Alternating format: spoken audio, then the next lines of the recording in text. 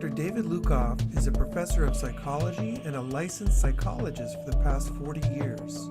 Since the 1980s, he's been educating mental health care professionals about spiritual crises that may present as psychotic disorders. This video tells the story of his own spiritual crisis. In my early 20s, I had a LSD-induced kind of psychotic episode. So that would be the perspective, that label that I have now. I'm a licensed clinical psychologist and professor of psychology and teach things like psychopathology. But it also was my spiritual awakening, and it also led me professionally to try to contribute to being able to differentiate a psychotic episode from a spiritual crisis that has the potential to be positively transformative if it's allowed to unfold. So my personal experience was that I was in graduate school at Harvard studying anthropology, and was 23 years old, actually 22, and on my way to getting a doctorate, and had what I would consider to be an existential crisis at the time, of really questioning why I was doing this. I had lived a very sheltered life, suburban lifestyle. My father was actually a professor, and my mother's father was a professor, so I'm actually a third generation now in academia. But at that point in my life, I started to really question whether I had been programmed, basically, to carry on this tradition, and that I think it was absolutely objectively true that I was a very naive person at that point in my life. Very little questioning of anything, openness to new things, very unconnected with my body. I smoked cigarettes, was overweight, didn't exercise at all. And there was a part of me that just realized that I didn't know who I was and why I was doing what I was doing. And very precipitously, right after I got my master's degree, I dropped out. Didn't continue on with dissertation, committee, blah, blah, blah. And got rid of everything I owned that wouldn't fit into a backpack. And I had so few other avenues of exploration in my life that it just seemed like doing the opposite of what I was doing. You know, stopping doing all that and just going on the road and starting to hitchhike around the country. It just seemed like the only thing that I could do that was different from what I was doing. So it was pretty radical. Fortunately for me, this was 1971, so it still had a lot of the 60s culture to it.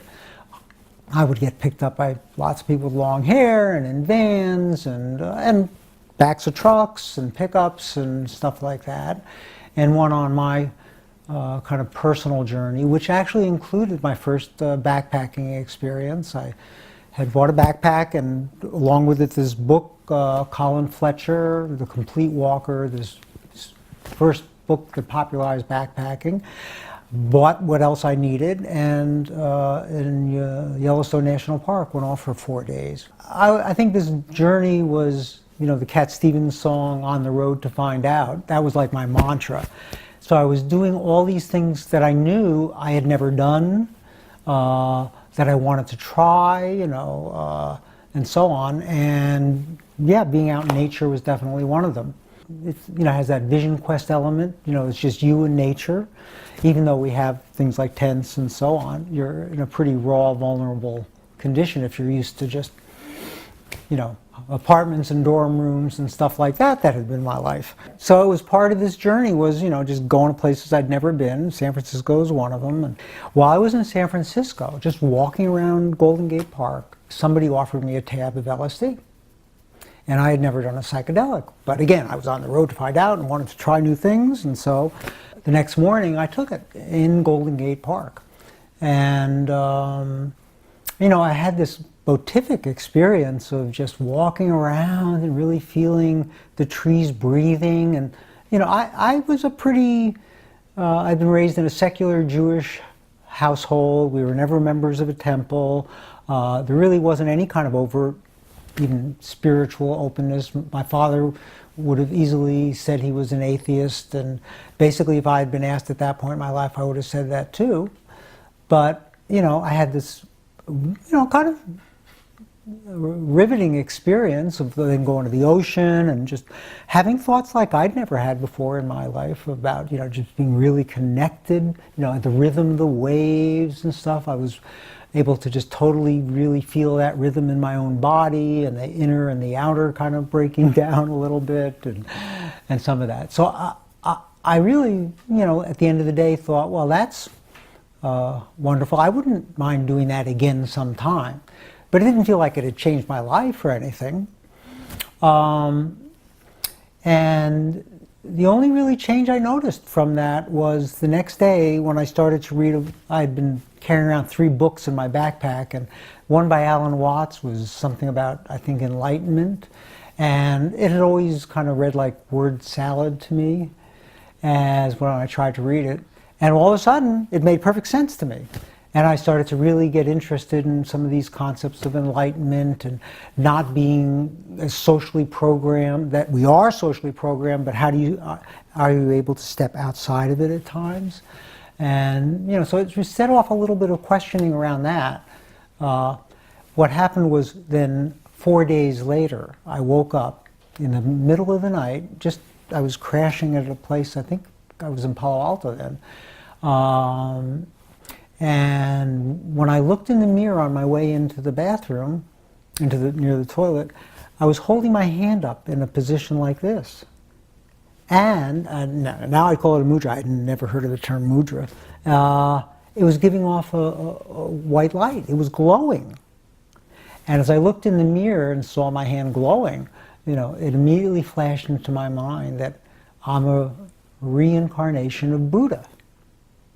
And then I had this second instantaneous insight that I was also the reincarnation of Jesus Christ, and that I had been reincarnated in this third form to bring the peoples of the world together. And this sounds so naive now when I say it, but Buddha had created a religion of the East, and Christ had created a religion for the West, and I was going to bring these together.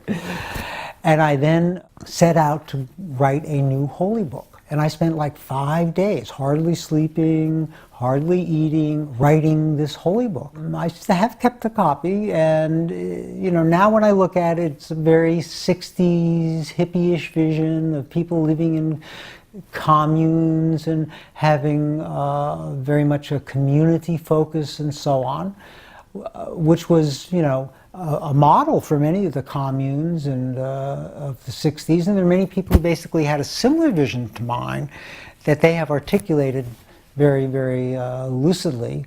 But anyway, I was all caught up in it, and then really had copies of this book printed and distributed it in the streets, went out and handed it out and sent it to friends and relatives and so on.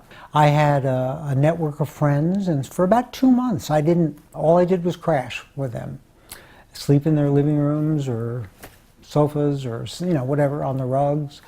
And I felt like I had done my work. I had written this book and I'd seeded the world with it, and now all I needed to do was to wait for the critical mass of people to read this book, and then this movement would start. So that was my modus operandi for this. So I didn't have to proselytize. I didn't talk about this. I had actually pretty stimulating conversations with my friends around things that I was reading. Now that I distributed the book, I started to read things by Jung and Joseph Campbell and so on, and found interesting parallels and had all these conversations with people about it. Because they were interested. I think, like me, a lot of my friends had not been very spiritually inquisitive, and so here I was kind of in that world. And as I read Joseph Campbell and Jung, I also realized that my vision was not so unique, that it didn't make me a special person. So there was a point where I became kind of very embarrassed about this whole incident of writing and distributing a book.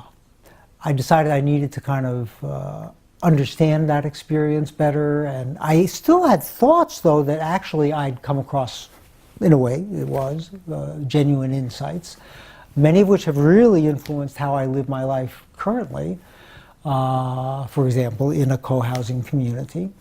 But it was also clear to me that this whole vision wasn't going to happen.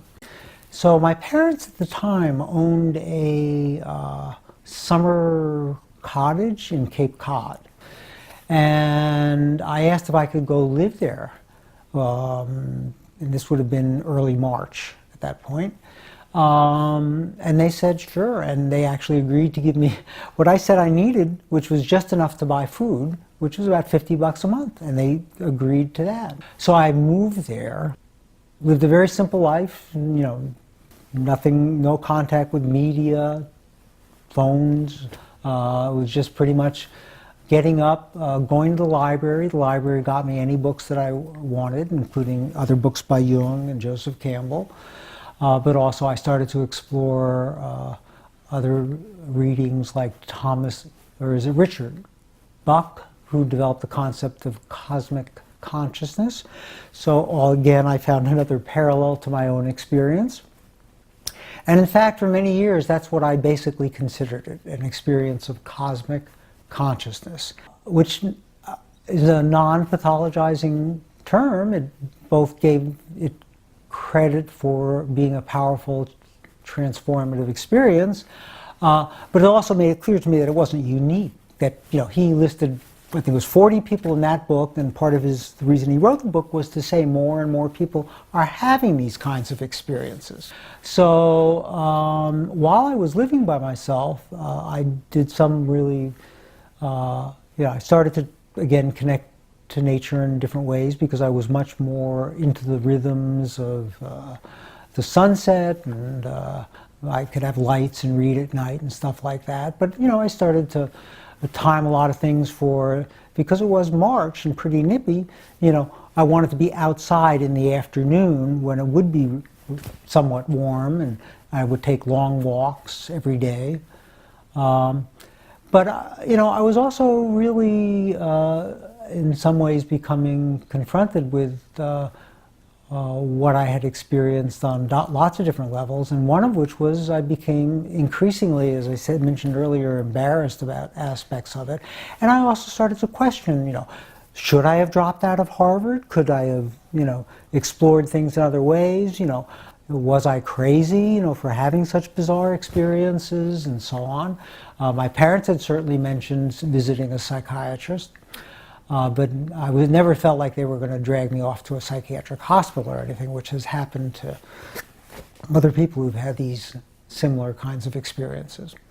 But I did become increasingly depressed and had trouble sleeping, and even had these experiences at night while I had insomnia of these figures, masks, faces, even a skeleton kind of hovering above me at night. And the skeleton I actually took to be my own skeleton. At a certain point, I also had a recurrence of the illness that I recently had surgery for, Crohn's disease. And I had internal bleeding and cramping. And I went to a free clinic. I hitchhiked to a free clinic in Provincetown. And they gave me basically pain medication. I remember at night when I was having some of these kinds of visions, you know, and seeing my own skeleton, you know, contemplating taking all of the pain meds and just being in a state of deep peace. That's how I viewed death, you know. Like this would be a state of really deep peace amidst all this turmoil that I was experiencing. I continued, despite these depressogenic ways of thinking, doing walks every day. And on one of my walks along the beach, all of a sudden I heard a voice. I turned around actually thinking there was a voice, a person speaking then. And there's absolutely nobody there. It was a totally empty beach. But the voice I heard said, "Become a healer." So that started this whole new chain of thinking. You know, what does it mean to become a healer? I mean, this is like 1972 now. You know, I'd studied anthropology at Harvard, so my image of a healer was some indigenous person, perhaps in a, you know, straw skirt, dancing around with rattles or a drum or something like that. So what the hell did that mean? But of course, there's the, you know, 20th century version of the physician. So, you know, did that suggest going to medical school? So I started to think about that, then I started to think about alternative ways of healing, and I started to realize there's a whole world of healers, and that, you know, living in this little cabin at this point, for about 4 months, I would never be able to really learn about those other modes of healing. So again, I contacted my parents who lived in New Jersey, not too far from Manhattan, and asked if I could come and stay at home. And you know, nowadays that's not unusual for a 20-something to go back home, but it kind of was in those days. They funded my taking a bunch of courses at the Open Center in New York City, which is kind of a human potential center. So I took yoga for the first time in my life. I took a class on herbs that may have been at a different place. I took a couple of different kinds of encounter type groups, and it was really these encounter groups where people would really talk very openly about their reactions to other people, about what was going on in their life, sexuality, you know, talking very openly about sexual attraction and stuff like that. And I realized, wow, there's a whole world of emotion that I didn't understand either. I found a program, I think it was about a 6-month-long training program in these human potential systems, that at the end of which you were kind of given a certificate as a social therapist, meaning you were qualified to lead groups at hospitals or outpatient centers, or a lot of people did it freelance at schools or drop-in groups and so on. And then I spent the next 3 years of my life doing that kind of work as a small group facilitator.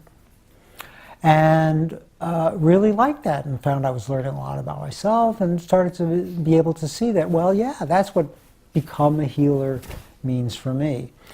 And applied to graduate school and got accepted in a doctoral clinical psychology program at Loyola University of Chicago, and enrolled in that. And it was really there for the first time that I learned that what I had experienced would have been diagnosed as a DSM-2 at the time, acute schizophrenic disorder. So the message I got out of that, which I think for that day and age was pretty accurate, was to not talk about this. I better not share that I had had an experience like this. And it's interesting because I actually teach psychopathology now, and now there's a much more openness. People will openly talk in a class about their own personal depression or substance abuse issue or whatever. And so it's nice to see the psychology is more inclusive that way than it would have been than it was back then, really. Fortunately for me, you know, even though I kind of buried it at that point, that became like, you know, something not to talk about. When I started my clinical psychology internship, I had a supervisor, and at one point I mentioned to the supervisor that I had had a dream about the patient whose tests we were going over. And she kind of looked at me, pushed all the test results aside, and said, well, tell me about your dream. So that was the first time I ever shared or really explored working with a dream. And it was, at the time, you know, focused on this patient. But at the end of my rotation with her, I asked her if she would take me on as a low-fee Jungian analytic client. And she did. She agreed to. And I saw her for 5 years. And that was the first time I really got to explore this experience in a more open way. She actually, at one point, oh, well, I could share a dream if it seems fitting. Yeah, I had a dream where I was driving in a little red sports car. No, in a little sports car. And I came to an intersection, and blocking my way was this humongous red book. and I had to get out of the car to move this book aside in order to continue on my way. So my analyst asked me, well, standard Jungian question, so what's your association to a red book? And this was before the red book was published. Maybe Jungian scholars knew he wrote a red book. I didn't. Well, my association to it was this holy book that I had written. And at first I really hesitated to share it because she was, my former supervisor, still involved in the network. I hadn't even got my degree yet. Except that I did couch it in my best psychopathological language so that she'd know that I had the appropriate distance from it. So I described this delusional psychotic episode that I had, and the auditory hallucination that I had, and the depressive episode that I had, and all the appropriate terminology. So after I shared that with her, her response was, well, that doesn't sound crazy to me. That sounds like something powerful was happening in your life. And then she invited me to bring that book into the session with her. So I dug it out and I brought it, and it really created a different context for this, because now I began to see that really it was like a dream in a way.